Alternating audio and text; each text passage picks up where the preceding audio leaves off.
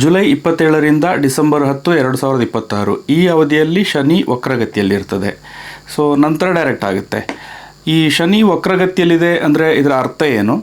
ವೃಶ್ಚಿಕ ರಾಶಿಯವರ ಮೇಲೆ ಇದು ಯಾವ ರೀತಿ ಇನ್ಫ್ಲುಯೆನ್ಸ್ ಮಾಡುತ್ತೆ, ವೃಶ್ಚಿಕ ರಾಶಿಯವರು ಇದನ್ನು ಯಾವ ರೀತಿ ನೋಡಬೇಕು ಅನ್ನೋದ್ರ ಬಗ್ಗೆ ನಾನಿಲ್ಲಿ ಹೇಳಲಿಕ್ಕೆ ಹೊರಟಿದ್ದೀನಿ. ಸೊ ಇದು ಒಂದು ರೀತಿಯಲ್ಲಿ ಶನಿಯ ಒಂದು ಆಡಿಟ್ ಸಮಯ ಅಂತ ತಗೋಬೋದು. ಶನಿ ವಕ್ರ ಅಂದರೆ ರೀಥಿಂಕ್ ಆ್ಯಂಡ್ ರೀಡು ಅಂತ. ಅಂದರೆ ಶನಿ ಅಂದರೆ ಲಿವ್ಲಿಹುಡ್, ನಿಮ್ಮ ಜೀವನೋಪಾಯ, ನೀವೇನು ಬದುಕ್ತಾ ಬರ್ತಾ ಇರ್ತೀರೋ ಈ ಬದುಕಿನ ವಿಚಾರದಲ್ಲಿ ನೀವು ತಗೊಂಡಂಥ ನಿರ್ಧಾರಗಳು, ನಿಮ್ಮ ರುಟೀನ್, ನಿಮ್ಮ ಒಂದು ಹ್ಯಾಬಿಟ್, ನಿಮ್ಮ ಅಪ್ರೋಚ್, ಇಂಥದರ ವಿಚಾರದಲ್ಲಿ ಒಂದು ಪರಾಮರ್ಶೆ ಮಾಡಬೇಕಾದಂಥ ಸಮಯ ಅಂತ ಅರ್ಥ. ಅಂಥ ಕೆಲವೊಂದು ಸಿಚುವೇಶನ್ಗಳು ರೈಸ್ ಆಗುವಂಥ ಸಾಧ್ಯತೆ ಇರ್ತದೆ. ಹೀಗಾಗಿ ನಿಮ್ಮದೇ ನಿರ್ಧಾರಗಳ ಮೇಲೆ ನಿಮಗೆ ಸ್ವಲ್ಪ ಸೆಲ್ಫ್ ಡೌಟ್ ಬಂದಂಗೆ ಆಗ್ಬೋದು. ನಾನು ಸರಿಯಾದ ಒಂದು ಡೈರೆಕ್ಷನಲ್ಲಿ ಇದ್ದೀನಾ ಇಲ್ವಾ ಅನ್ನೋ ರೀತಿಯ ಕೆಲವೊಂದು ಅನುಮಾನಗಳು ಕೂಡ ಕಾಡೋ ಸಾಧ್ಯತೆ ಇರ್ತದೆ. ಇದೇನು ಬಾಹ್ಯ ಎಫೆಕ್ಟ್ ಅಲ್ಲ, ಹೊರಗಿನ ಘಟನೆಗಳಲ್ಲ, ಇದು ನಿಮ್ಮ ಮನಸ್ಸಿನೊಳಗಿನ ಒಂದು ಆಂತರಿಕ ಕರೆಕ್ಷನ್ ಫೇಸ್ ಆಗಿರ್ತದೆ. ಈ ಸಮಯದಲ್ಲಿ ನಿಮಗೆ ಅಚಾನಕ್ ಟಯರ್ಡ್ ಫೀಲ್ ಆಗ್ಬೋದು, ಕೆಲಸ ಮಾಡ್ತಿದ್ರು ಔಟ್ಪುಟ್ ಕಡಿಮೆ ಅಂತ ಅನ್ನಿಸ್ಬೋದು, ಯಾರನ್ನು ಟ್ರಸ್ಟ್ ಮಾಡೋದಕ್ಕೆ ಕಷ್ಟ ಅಂತ ಅನ್ನಿಸ್ಬೋದು. ಯಾಕಂದರೆ ವೃಶ್ಚಿಕ ರಾಶಿಯವರು ಬೇರೆ ಯಾರನ್ನಾದರೂ ಟ್ರಸ್ಟ್ ಮಾಡಬೇಕು ಅಂದರೆ ಬಹಳ ಯೋಚನೆ ಮಾಡ್ತಾರೆ. ಹಾಗೆಯೇ ಒಳಗೊಳಗೆ ಒತ್ತಡ ಇದ್ರೂ ಕೂಡ ಹೊರಗೆ ಏನೂ ತೋರಿಸದೇ ಇರೋದಕ್ಕೂ ಕೂಡ ಪ್ರಯತ್ನ ಪಡೋದು, ಇದು ಒಂದು ರೀತಿ ಒಂದು ಸ್ಟ್ರೆಸ್ಸನ್ನು ಕೂಡ ಬಿಲ್ಡ್ ಮಾಡ್ತಾ ಇರ್ತದೆ. ಹೀಗಾಗಿ ಶನಿವಕ್ರ ಸಮಯದಲ್ಲಿ ಎಲ್ಲವನ್ನು ನಾನು ಒಬ್ಬನೇ ಹ್ಯಾಂಡಲ್ ಮಾಡಬೇಕಲ್ಲ ಅನ್ನೋ ರೀತಿಯ ಒಂದು ಪರಿಸ್ಥಿತಿ ಬರ್ಬೋದು. ಹಾಗೆಯೇ ಯಾರನ್ನು ನಂಬೋದು, ಯಾರನ್ನು ಬಿಡೋದು ಅನ್ನೋ ರೀತಿಯ ಒಂದು ಮಾನಸಿಕ ಒತ್ತಡವು ಕೂಡ ಕ್ರಿಯೇಟ್ ಆಗುವಂಥ ಸಾಧ್ಯತೆ ಇರ್ತದೆ. ಸೊ ಸಾಮಾನ್ಯವಾಗಿ ಈ ಫೇಸ್ನಲ್ಲಿ ಒಂದು ಬಾಹ್ಯ ಗ್ರೋತ್ ಅನ್ನುವಂಥದ್ದು ಏನಿರ್ತದೋ ಇದು ಸ್ವಲ್ಪ ಸ್ಲೋ ಆಗೋ ಸಾಧ್ಯತೆ ಇರ್ತದೆ. ಇಲ್ಲಿ ನಿಮ್ಮ ಆಂತರಿಕ ಒಂದು ಸ್ಟ್ರಕ್ಚರ್ ಅಂತ ಏನಿದೆಯೋ, ಒಂದು ಮಾನಸಿಕ ಸ್ಟ್ರಕ್ಚರ್ ಅಂತ, ಇಲ್ಲಿ ಸ್ವಲ್ಪ ಪರಿಶೀಲನೆಗೆ, ಇನ್ಸ್ಪೆಕ್ಷನ್ಗೆ ಒಳಪಟ್ಟಂಥ ರೀತಿಯ ಅನುಭವ ಕೂಡ ಬರ್ಬೋದು. ಇಲ್ಲಿ ಮುಖ್ಯವಾಗಿ ಪರಿಶೀಲನೆಗೆ ಒಳಪಡೋದು ಅಂದರೆ ನಿಮ್ಮ ಟ್ರಸ್ಟ್ ಇಶ್ಯೂಸ್, ಅಂದರೆ ಬೇರೆಯವರನ್ನು ನಂಬುವ ವಿಚಾರದಲ್ಲಿ ನಿಮ್ಮೊಳಗಿನ ಒಂದು ಒತ್ತಡ ಏನು ಕ್ರಿಯೇಟ್ ಮಾಡ್ಕೊಳ್ತೀರೋ ಅದು, ನಿಮ್ಮ ಕಂಟ್ರೋಲಿಂಗ್ ಹ್ಯಾಬಿಟ್ ಅಂತಂದರೆ ಏನು, ನೀವು ಕೆಲವೊಂದು ವಿಚಾರಗಳನ್ನು ಒಂದು ಹಿಡಿದಿಟ್ಕೊಳ್ಳುವಂಥ ಒಂದು ಮನಸ್ಥಿತಿ ಇರ್ತದೆ ವೃಶ್ಚಿಕ ರಾಶಿಯವರಿಗೆ. ಅಂಥ ವಿಚಾರಗಳು ನಿಮ್ಮ ಎಮೋಷ್ನಲ್ ರಿಯಾಕ್ಷನ್ಸ್ ಅಂತ, ಅಂದರೆ ವೃಶ್ಚಿಕ ರಾಶಿಯವರು ಸ್ವಲ್ಪ ಎಮೋಷ್ನಲ್ ಆಗಿ ರಿಯಾಕ್ಟ್ ಮಾಡುವಂಥ ಸ್ವಭಾವ ಹೊಂದಿರ್ತಾರೆ. ಮತ್ತು ರಿವೆಂಜ್ ಮೈಂಡ್ಸೆಟ್, ವೃಶ್ಚಿಕ ರಾಶಿಯವರಿಗೆ ಒಂದು ಸ್ವಲ್ಪ ಈ ರೀತಿಯ ಪ್ರತೀಕಾರದ ಮನೋಭಾವನೂ ಇರ್ತದೆ. ಜೊತೆಗೆ ರೆಸ್ಪಾನ್ಸಿಬಿಲಿಟಿ ಹ್ಯಾಂಡ್ಲಿಂಗ್, ಯಾಕೆಂದರೆ ಇದು ಶನಿಗೆ ಸಂಬಂಧಿಸಿದ ವಿಚಾರ. ಹೀಗಾಗಿ ಕೆಲಸ ಸ್ಲೋ, ಕ್ಲಾರಿಟಿ ಕಡಿಮೆ ಅಂತ ಅನ್ನಿಸ್ಬೋದು, ಮನಸ್ಸು ಹೆವಿ ಅಂತ ಅನ್ನಿಸ್ಬೋದು, ಮೋಟಿವೇಶನ್ ಡ್ರಾಪ್ ಆಗ್ಬೋದು, ಕೆಲವೊಂದು ಹಳೆಯ ನೋವುಗಳು, ಹಾಗೇನೆ ಬಗೆಹರಿಯದ ಕೆಲವೊಂದು ಇಶ್ಯೂಸ್ ಅಂತ ಏನಿರ್ತದೋ ಅದು ಕೂಡ ಕಾಡ್ಬೋದು, ನೆನಪಾಗ್ಬೋದು. ವೃಶ್ಚಿಕ ರಾಶಿಯವರು ಆಳವಾದ ಭಾವನೆಗಳನ್ನು ಹೊಂದಿರುವಂಥವರು, ಎಲ್ಲವನ್ನು ಡೀಪಾಗಿ ಅನುಭವಿಸ್ತಾರೆ. ಮೇಲ್ನೋಟಕ್ಕೆ ಹೊರಗೆ ನೋಡುವಾಗ ಬಹಳ ಕಾಮಾಗಿ ಕಾಣಿಸ್ತಾ ಇದ್ರೂ ಕೂಡ ಒಳಗೆ ಸಾವಿರ ವಿಚಾರಗಳು ಓಡಾಡ್ತಾ ಇರ್ತದೆ. ಸೊ ಇಲ್ಲಿ ಶನಿಯ ಒಂದು ಫೇಸ್ ಏನಿರ್ತದೋ ಇದು ಭಾವನೆಗಳನ್ನು ನೀವು ಕಂಟ್ರೋಲ್ ಮಾಡ್ತಾ ಇದ್ದೀರೋ ಅಥವಾ ಭಾವನೆಗಳೇ ನಿಮ್ಮನ್ನು ಕಂಟ್ರೋಲ್ ಮಾಡ್ತಾ ಇದೆಯೋ ಅನ್ನೋ ರೀತಿಯ ಒಂದು ಕಾನ್ಫ್ಲಿಕ್ಟ್, ಒಂದು ಸಂಘರ್ಷದ, ಒಂದು ಒತ್ತಡದ ಸನ್ನಿವೇಶ ಇರ್ತದೆ. ವೃಶ್ಚಿಕ ರಾಶಿಯ ದೊಡ್ಡ ಸ್ಟ್ರೆಂತ್ ಅಂದರೆ ಡಿಟರ್ಮಿನೇಷನ್, ಬದ್ಧತೆ, ಕರೇಜ್ ಅಂದರೆ ಧೈರ್ಯ, ಎಮೋಷ್ನಲ್ ಡೆಪ್ತ್ ಅಂದರೆ ಆಳವಾದ ಭಾವನೆ, ಮತ್ತು ರೆಸಿಲಿಯನ್ಸ್ ಅಂತ ಅಂದರೆ ಮತ್ತೆ ಪುಟಿದೇಳುವಂಥ ಒಂದು ಚೈತನ್ಯ, ಒಂದು ಶಕ್ತಿ. ವೃಶ್ಚಿಕ ರಾಶಿಯವರಿಗೆ ಏನೇ ಅಸ್ಥಿರತೆ, ಇನ್ಸ್ಟೆಬಿಲಿಟೀಸು ಅಥವಾ ಯಾವುದೇ ಒಂದು ರೀತಿ ಅನಿರೀಕ್ಷಿತ ಘಟನೆಗಳು, ಪ್ರಸಂಗಗಳು, ಇದು ಸ್ವಲ್ಪ ವೃಶ್ಚಿಕ ರಾಶಿಯವರ ಲೈಫ್ನಲ್ಲಿ ಸ್ವಲ್ಪ ಇರ್ತದೆ. ಸೊ ಇಂಥದ್ದೆಲ್ಲ ನಡೀತಾ ಇದ್ರೂ ಕೂಡ ಮತ್ತೆ ಪುಟಿದೇಳುವಂಥದ್ದು, ಮತ್ತೆ ಎದ್ದು ನಿಲ್ಲುವಂಥ ಒಂದು ವಿಶೇಷ ಸಾಮರ್ಥ್ಯ ಇರ್ತದೆ. ಆದರೆ ಈ ಏನು ಇವರ ಸ್ಟ್ರೆಂತ್ ಅನ್ನುವಂಥ ವಿಚಾರಗಳು ಅಂತ ನಾನು ಏನು ಹೇಳಿದ್ನೋ, ಇದೇ ವಿಚಾರಗಳು ಈ ಶನಿ ವಕ್ರ ಫೇಸ್ನಲ್ಲಿ ಕೆಲವೊಂದು ತೊಂದರೆಗಳನ್ನು ಕೊಡೋ ಸಾಧ್ಯತೆಯೂ ಇರ್ತದೆ. ಹೇಗೆ ಅಂದರೆ ಎಲ್ಲವನ್ನು ಕಂಟ್ರೋಲ್ ಮಾಡೋ ಒಂದು ಪ್ರಯತ್ನ, ಅಂದರೆ ವೃಶ್ಚಿಕ ರಾಶಿಯವರು ಎಲ್ಲವನ್ನು ಒಂದು ತನ್ನ ಹಿಡಿತದಲ್ಲಿರಬೇಕು ಅನ್ನೋ ರೀತಿಯ ಒಂದು ಭಾವನೆ ಹೊಂದಿರ್ತಾರೆ. ಯಾರನ್ನು ಸುಲಭವಾಗಿ ಟ್ರಸ್ಟ್ ಮಾಡದೇ ಇರೋದು, ಅಂದರೆ ಇವರು ಸ್ವಲ್ಪ ನಂಬೋದು ಕಷ್ಟ ಬೇರೆಯವ್ರನ್ನ. ಮತ್ತು ಹಳೆಯ ನೋವುಗಳನ್ನು ಮರೆಯದೇ ಇರೋದು, ಅಂದರೆ ಏನೇ ಹರ್ಟ್ ಆಗಿದ್ರೂ ಕೂಡ ಅದನ್ನು ಹಿಡಿದಿಟ್ಕೊಳ್ಳೋದು, ಅದನ್ನು ಬಿಡದೇ ಇರೋದು. ಮತ್ತು ಕ್ಷಮಾಗುಣ ಅಂದರೆ ಫರ್ಗ್ಯೂನೆಸ್, ಏನು ಬೇರೆ ಏನಾದರೂ ಘಟನೆಗಳು ನಡೆದಾಗ ಅದನ್ನು ಒಂದು ಸ್ವಲ್ಪ ಕ್ಷಮಿಸಿ ಲೆಟ್ ಗೋ ಅನ್ನೋ ರೀತಿಯಲ್ಲಿ ಅದನ್ನು ಬಿಡುವಂಥದ್ದು. ಇಂಥ ವಿಚಾರಗಳಲ್ಲಿ ವೃಶ್ಚಿಕ ರಾಶಿಯವರು ಸ್ವಲ್ಪ ಫ್ಲೆಕ್ಸಿಬಲ್ ಆಗಿರೋದಿಲ್ಲ. ಸೊ ಇದೇ ಕಾರಣಕ್ಕೆ ಇಲ್ಲಿ ಕೆಲವೊಂದು ವಿಚಾರಗಳು ಮಿಸ್ಟೇಕ್ ಆಗಿಯೂ ಕೂಡ ಪರಿಗಣಿಸುವ ಸಾಧ್ಯತೆ ಇರ್ತದೆ. ಮಿಸ್ಟೇಕ್ಸ್ ಹೇಗಾಗುತ್ತೆ ಅಂದರೆ ಸ್ವೀಕಾರ ಮನೋಭಾವ, ಆಕ್ಸೆಪ್ಟೆನ್ಸ್ ಬೇಕಾದ ಜಾಗದಲ್ಲಿ ಕಂಟ್ರೋಲ್ ಹಿಡಿದಿಟ್ಕೊಳ್ಳೋದಕ್ಕೆ ನೋಡೋದು, ಒಂದು ರೀತಿ ಗ್ರಿಡ್ಜ್ ಮನೋಭಾವ ಇದು. ಹಾಗೆಯೇ ನಂಬಿಕೆ ಬೇಕಾದ ಜಾಗದಲ್ಲಿ ಅನುಮಾನ ಬೆಳೆಸ್ಕೊಳ್ಳೋದು, ಕೆಲವೊಂದು ವಿಚಾರಗಳನ್ನು ಮರಿಬೇಕಾದ ಜಾಗದಲ್ಲೂ ಕೂಡ ಪ್ರತೀಕಾರದ ಒಂದು ಮನೋಭಾವ ಇಟ್ಕೊಳ್ಳೋದು. ಕೆಲವೊಂದು ವಿಚಾರಗಳನ್ನು ಬಿಡಬಹುದು, ಮರಿಬಹುದು, ಆದ್ರೂ ಕೂಡ ವರ್ಷಾನುಗಟ್ಟಲೆ, ವರ್ಷಗಳ ಕಾಲ ಮನಸ್ಸಿನಲ್ಲೇ ಹೊತ್ಕೊಂಡು ನಡೆಯುವಂಥ ಒಂದು ಸ್ವಭಾವವನ್ನು ವೃಶ್ಚಿಕ ರಾಶಿಯವರಿಗೆ ಇರ್ತದೆ. ಇದೇನಾಗುತ್ತೆ, ಒಂದು ರೀತಿ ಮಾನಸಿಕವಾಗಿ ಬರ್ಡನ್ ಕ್ರಿಯೇಟ್ ಮಾಡುತ್ತೆ, ಅವರೇ ಬರ್ಡನನ್ನು ಸೃಷ್ಟಿ ಮಾಡಿಕೊಳ್ಳುವಂಥದ್ದು. ಇಂಥ ವಿಚಾರಗಳು, ಇಂಥ ಒಂದು ಬರ್ಡನನ್ನು ಇವರು ನಿಭಾಯಿಸಬೇಕು ಅಂದರೆ ಕೆಲವೊಂದು ವಿಚಾರಗಳಲ್ಲಿ ಇವರು ರೀಥಿಂಕ್ ಮಾಡಬೇಕಾಗುತ್ತೆ, ಕೆಲವೊಂದು ಕರೆಕ್ಷನ್ಗಳನ್ನು ಕೂಡ ಮಾಡ್ಕೊಳ್ಬೇಕಾಗುತ್ತೆ. ಇಲ್ಲಾಂದರೆ ಏನಾಗುತ್ತೆ, ಏನು ಈ ವಕ್ರ ಅಂದರೆ ಏನು ಅಂದರೆ, ಶನಿ ವಕ್ರ ಅಂದರೆ ಏನು ಅಂದರೆ ಮರಳಿ ಬರುವಂಥ ವಿಚಾರಗಳು ಅಂತ. ಅಂದರೆ ಏನು ನೀವು ಕರೆಕ್ಟ್ ಮಾಡ್ಕೊಳ್ಳೋದಿಲ್ವೋ ಅದು ಪದೇ ಪದೇ ಅದಕ್ಕೆ ಸಂಬಂಧಪಟ್ಟಂಥ ಮಿಸ್ಟೇಕ್ಗಳು ಮತ್ತು ಅದರಿಂದ ಆಗುವಂಥ ಒಂದು ಸ್ಟ್ರೆಸ್ಸು, ಒತ್ತಡ ಅಥವಾ ಏನು ಸಮಸ್ಯೆಗಳು ಅನ್ನೋಂಥದ್ದು ಪದೇ ಪದೇ ಮರುಕಳಿಸುತ್ತೆ ಅಂತ ಅರ್ಥ.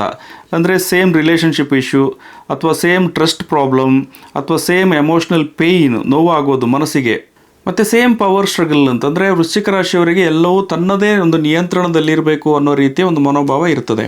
ಸೊ ಇಂಥ ವಿಚಾರಗಳು ಇದೇ ರೀತಿ ಹೋಗ್ತಾ ಇದ್ದರೆ ಇದರಿಂದ ಕೆಲವೊಂದು ಮಿಸ್ಟೇಕ್ಗಳಾಗಿ ಅದರಿಂದ ಆಗುವಂಥ ಸಮಸ್ಯೆಗಳು ಇದು ಪದೇ ಪದೇ ಮರುಕಳಿಸ್ತಾ ಇದ್ದರೆ ಇದನ್ನು ಸ್ವಲ್ಪ ಕರೆಕ್ಟ್ ಮಾಡ್ಕೊಳ್ಳೋದಕ್ಕೆ ನಿಮಗೆ ಇಲ್ಲಿ ಒಂದು ಶನಿ ವಕ್ರ ಫೇಸ್ನಲ್ಲಿ ಅವಕಾಶಗಳು ಇರ್ತದೆ.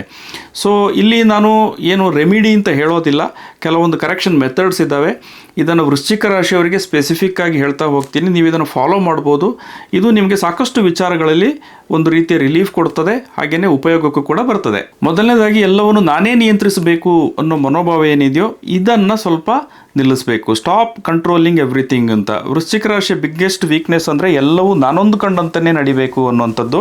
ಆದರೆ ಕೆಲವೊಂದು ನಿಮ್ಮ ಕಂಟ್ರೋಲ್ನ ಹೊರಗಿರುವ ವಿಚಾರಗಳು ಅಂತ ಏನಿರುತ್ತದೋ ಅದನ್ನು ಆಕ್ಸೆಪ್ಟ್ ಮಾಡಬೇಕು. ಎಲ್ಲವನ್ನು ಫೋರ್ಸ್ಫುಲ್ಲಾಗಿ ನಾನೇ ಮಾಡಬೇಕು ಅಂತ ಹೋಗೋದು ಅಥವಾ ನಾನೇ ನಿಯಂತ್ರಿಸಬೇಕು ಅಂತ ಹೋಗೋದು ಬೇಡ ಅಂತ. ಇನ್ನು ಎರಡನೆಯದು ಬಂದು ಅನುಮಾನಕ್ಕೆ ಸಂಬಂಧಪಟ್ಟಂಥ ವಿಚಾರ, learn to trust the process ಅಂತ. ಅಂದರೆ ಇಲ್ಲಿ ವೃಶ್ಚಿಕ ರಾಶಿಯವರಿಗೆ ಸ್ವಲ್ಪ ಬೇರೆಯವ್ರನ್ನ ನಂಬೋದು ಸ್ವಲ್ಪ ಕಷ್ಟ, ಸ್ವಲ್ಪ ಟ್ರಸ್ಟ್ ಇಶ್ಯೂಸ್ ಇರ್ತದೆ. ಸೊ ಹಾಗಂದ್ಕೊಂಡು ಎಲ್ಲರನ್ನೂ ಡೌಟ್ ಪಡ್ತಾ ಹೋದರೆ ಏನಾಗುತ್ತೆ, ಅನಗತ್ಯವಾಗಿ ಮಾನಸಿಕವಾಗಿ ಅವರೇ ಒತ್ತಡ ಕ್ರಿಯೇಟ್ ಮಾಡ್ಕೊಳ್ತಾ ಇರ್ತಾರೆ. ಅದರ ಬದಲಾಗಿ ಸಾಕ್ಷಿಗಳನ್ನು ನೋಡೋದು ಇಂಪಾರ್ಟೆಂಟ್. ಏನಾದರೂ ಸಾಕ್ಷಿ ಅಂಥದ್ದಿತ್ತು ಅಂದರೆ ನೀವು ಅದನ್ನು ಒಪ್ಕೊಳ್ಬೋದು. ಬೇರೆ ಏನು ಸಾಕ್ಷಿ ಇಲ್ಲದೇ ಇದ್ರೂ ಕೂಡ ವಿನಾಕಾರಣ ಅನುಮಾನದಿಂದ ಯಾವುದು ಈ ಸಂಬಂಧಗಳು, ಮುಖ್ಯವಾಗಿ ಬೇರೆ ಬೇರೆ ಜನರ ಜೊತೆಗಿನ ಸಂಬಂಧಗಳನ್ನು ಹಾಳು ಮಾಡ್ಕೊಳ್ಳೋದು ಬೇಡ ಅಂತ. ಇನ್ನು ಮೂರನೇ ಕರೆಕ್ಷನ್ ಬಂದು ಭಾವನೆಗೆ ಸಂಬಂಧಪಟ್ಟಿರೋದು, let go the old pain ಅಂತ. ಅಂದರೆ ವೃಶ್ಚಿಕ ರಾಶಿಯವರು ಆಳವಾದ ಭಾವನೆಗಳನ್ನು ಹೊಂದಿರೋದ್ರಿಂದಾಗಿ ಏನಾದರೂ ಇವರಿಗೆ ಹರ್ಟ್ ಆಯಿತು ಅಂದರೆ ಅದು ಬಹಳ ಡೀಪಾಗಿ ಅವರಿಗೆ ನಾಟ್ಕೊಂಡಿರ್ತದೆ. ಹೀಗಾಗಿ ಹಳೆಯ ನೋವುಗಳನ್ನು ಮತ್ತೆ ಮತ್ತೆ ನೆನಪಿಸ್ಕೊಳ್ಳೋದು ಬೇಡ, ಫರ್ಗ್ಯೂ ಮಾಡಬೇಕು. ಅಂದರೆ ಒಂದು ಸ್ವಲ್ಪ ಕ್ಷಮಾಗುಣ, ಲೆಟ್ ಗೋ ಅನ್ನೋ ರೀತಿಯಲ್ಲಿ ಅದನ್ನು ಬಿಡಬೇಕಾಗತ್ತೆ, ಮುಂದೆ ಮೂವ್ ಆಗ್ತಾ ಹೋಗಬೇಕಾಗತ್ತೆ ಅಂತ. ಅಂದರೆ ವೃಶ್ಚಿಕ ರಾಶಿಯವರಿಗೆ ಸ್ವಲ್ಪ ಈ ಪ್ರತೀಕಾರದ ರಿವೆಂಜ್ ಮೈಂಡ್ಸೆಟ್ ಇರೋದ್ರಿಂದಾಗಿ ಏನಾದರೂ ಡೀಪಾಗಿ ಹರ್ಟ್ ಆಯಿತು ಅಂದರೆ ಅದನ್ನು ಯಾವುದಾದ್ರೂ ಒಂದು ರೀತಿಯಲ್ಲಿ ಅದನ್ನು ಹೊರಗಡೆ ಪ್ರತಿಕ್ರಿಯಿಸಬೇಕು ಅನ್ನೋ ರೀತಿಯ ಒಂದು ಮನೋಭಾವ ಇರ್ತದೆ. ಆದರೆ ಪ್ರತಿಕ್ರಿಯಿಸಲಿಕ್ಕೆ ಹೋಗ್ತಾನೂ ಇರೋದಿಲ್ಲ.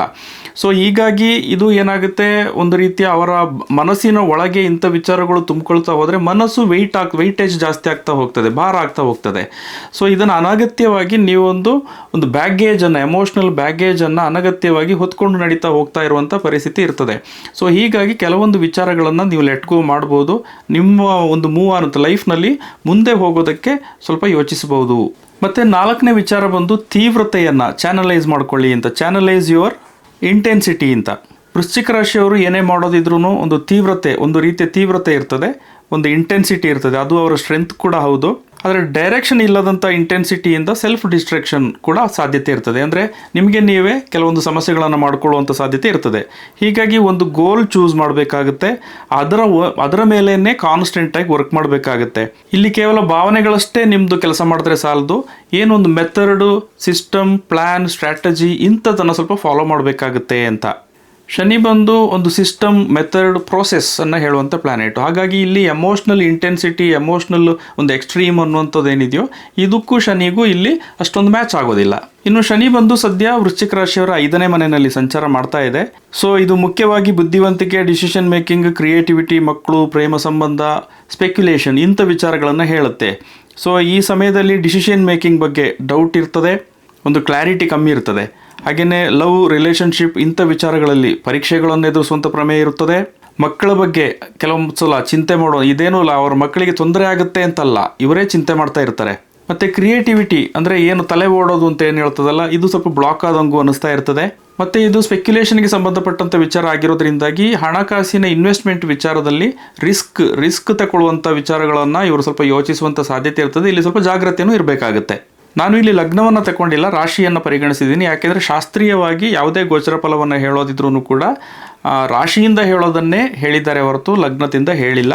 ಸೊ ಲಗ್ನದಿಂದ ಗೋಚರ ಫಲವನ್ನು ಅಥವಾ ಏನು ಟ್ರಾನ್ಸಿಟ್ ಏನು ಇನ್ಫ್ಲುಯೆನ್ಸ್ ಮಾಡ್ತಾ ಇದೆ ಅಂತ ನೋಡಬೇಕಾದ್ರೆ ಕಂಪ್ಲೀಟ್ ಜಾತಕ ಇರಬೇಕಾಗುತ್ತೆ. ಜಾತಕದಲ್ಲಿನ ಪ್ಲಾನೆಟ್ ಪೊಸಿಷನನ್ನು ನೋಡಿ ಅದಕ್ಕೆ ಅಪ್ಲೈ ಮಾಡ್ಬೋದು.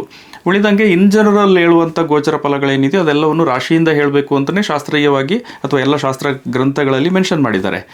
ಸೊ ರಾಶಿ ಅಂದರೆ ಏನು ಅಂದರೆ ನಿಮ್ಮ ಮನಸ್ಸು ಅಂತ ಅರ್ಥ. ಸೊ ಮನಸ್ಸು ಅಂದರೆ ಮನಸ್ಸು ಏನು ಫೀಲ್ ಮಾಡುತ್ತೆ, ಏನು ಎಕ್ಸ್ಪೀರಿಯನ್ಸ್ ಮಾಡುತ್ತೆ, ಸೈಕಾಲಜಿಕಲ್ ಒಂದು ಇನ್ಫ್ಲೂಯೆನ್ಸ್ ಇದೆ ಹೊರತು ಇದೇನು ಘಟನೆಗಳಲ್ಲ. ಹೀಗಾಗಿ ಶನಿ ವಕ್ರ ಅಥವಾ ಶನಿ ಸಂಚಾರದ ಸಂದರ್ಭದಲ್ಲಿ ಏನೋ ಕೆಟ್ಟದಾಗಿ ಏನೋ ನಡೀತದೆ, ಘಟನೆಗಳು ಏನೇನೋ ತೊಂದರೆ ಆಗುತ್ತೆ, ಈ ರೀತಿ ಏನೂ ನಡೆಯೋದಿಲ್ಲ. ಇದು ನಿಮ್ಮ ಮನಸ್ಸಿನ ಒಳಗೆ ನಡೆಯುವಂಥ ಕೆಲವೊಂದು ಕರೆಕ್ಷನ್ ಫೇಸ್ ಅಂತ ಏನು ಹೇಳೋದ್ನೋ ಇಂಥ ಒಂದು ರೀಥಿಂಕ್ ಮತ್ತೆ ಪರಾಮರ್ಶೆ ಮಾಡುವಂಥದ್ದು, ಕೆಲವೊಂದು ನಿರ್ಧಾರಗಳನ್ನು ಮತ್ತೆ ನೀವು ರೀಥಿಂಕ್ ಮಾಡುವಂಥದ್ದು, ಇಂಥ ಸನ್ನಿವೇಶಗಳ ಅವಕಾಶಗಳೇ ಜಾಸ್ತಿ ಇರೋದು. ಸೊ ಏನು ಈ ಶನಿ ವಕ್ರ ಫೇಸ್ ಅಂತ ಏನಿದೆಯೋ ಈ ಅವಧಿಯಲ್ಲಿ ಮೇಜರ್ ಡಿಸಿಷನ್ಗಳನ್ನು ತಗೊಳ್ಳದೇ ಇದ್ದರೆ ಒಳ್ಳೆಯದು. ಯಾಕೆಂದರೆ ಕೆಲವೊಂದು ಸಂದರ್ಭಗಳಲ್ಲಿ ನೀವು ಇವಾಗ ತಗೊಂಡಿರುವಂಥ ಡಿಸಿಷನನ್ನು ಮತ್ತೆ ರೀಥಿಂಕ್ ಮಾಡುವಂಥ ಪ್ರಮೇಯ ಬರುವ ಸಾಧ್ಯತೆಯೂ ಇರ್ತದೆ. ಸೊ ವೃಶ್ಚಿಕ ರಾಶಿಯವರು ಈ ಅವಧಿಯಲ್ಲಿ ಮುಖ್ಯವಾಗಿ ಒಂದು ಫಿಕ್ಸ್ಡ್ ಫಾರ್ಮ್ನ ಒಂದು ರುಟೀನನ್ನು ಅಥವಾ ಒಂದು ಹ್ಯಾಬಿಟನ್ನು ಬೆಳೆಸ್ಕೊಳ್ಳೋದು, ಹಾಗೆಯೇ ಭಾವನಾತ್ಮಕವಾಗಿ ಎಲ್ಲವನ್ನು ರಿಯಾಕ್ಟ್ ಮಾಡೋದು ಅಥವಾ ಭಾವನಾತ್ಮಕವಾಗಿಯೇ ಎಲ್ಲವನ್ನು ನೋಡೋದು ಅಥವಾ ಭಾವನಾತ್ಮಕವಾಗಿಯೇ ಎಲ್ಲವನ್ನು ತಗೊಂಡೋಗೋದು, ಇಂಥದಕ್ಕಿಂತಲೂ ಹೆಚ್ಚಾಗಿ ಸ್ವಲ್ಪ ಪ್ರಬುದ್ಧತೆಯನ್ನು ಬೆಳೆಸ್ಕೊಂಡ್ರೆ ಒಳ್ಳೆಯದು. ಯಾಕೆಂದರೆ ಈಗ ಏನು ಶನಿ 5ನೇ ಮನೆಯಲ್ಲಿ ಸಂಚಾರ ಮಾಡ್ತಾ ಇದೆಯೋ 5ನೇ ಮನೆ ಬಂದು ನಿಮ್ಮ ಮೈಂಡ್ ಅಂತ ಅರ್ಥ, ಮತ್ತು ನಿಮ್ಮ ಆಲೋಚನೆ ಅಂತ ಅರ್ಥ, ಮತ್ತು ಪ್ರಬುದ್ಧತೆ ಶನಿಯಲ್ಲಿ ಇದೆ ಅಂದರೆ ನೀವು ಪ್ರಬುದ್ಧತೆಯನ್ನು ತಗೊಳ್ಬೇಕು, ಪ್ರಬುದ್ಧತೆ ಬರಬೇಕು ಅಂತ ಅದು ಎಕ್ಸ್ಪೆಕ್ಟ್ ಮಾಡ್ತಾ ಇದೆ ಅಂತ ಅರ್ಥ. ಸೊ ಈ ನಿಟ್ಟಿನಲ್ಲಿ ನೀವು ಯೋಚನೆ ಮಾಡ್ಬೋದು. ಸೊ ಮುಂದಿನ ಎಪಿಸೋಡ್ನಲ್ಲಿ ಮತ್ತೆ ಸಿಗ್ತೀನಿ ಸ್ನೇಹಿತರೆ. ನಮಸ್ಕಾರ.